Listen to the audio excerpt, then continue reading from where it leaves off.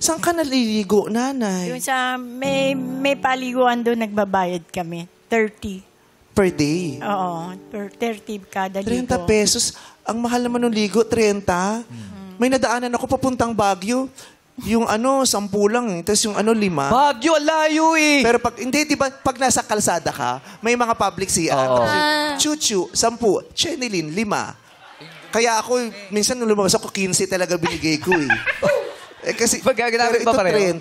30 pesos. 30 pesos. Tignan mo, tas aabutan ka sa banyo. Alam mo yung pakiramdam na ang sakit ng tiyan mo tapos nasa kalsada ka pa. Tapos nagmamadali kang makauwi kasi baka abutan ka. Paano pa kung wala ka namang bahay na Yes. tatakbuhan? Tapos umuulan, may bagyo. Kamusta ka? Okay naman. Paano niyo po nagagawa yan? Kasi kung sa amin kung sa pakiwari namin, parang mahirap yan eh. Pero kaya mo pang mangumiti. Tinitiis, siyempre, ganun talaga ang buhay. Kung hindi ka naman maghanap buhay, hindi ka kakakain. Di ba? Kaya kailangan magtiyaga.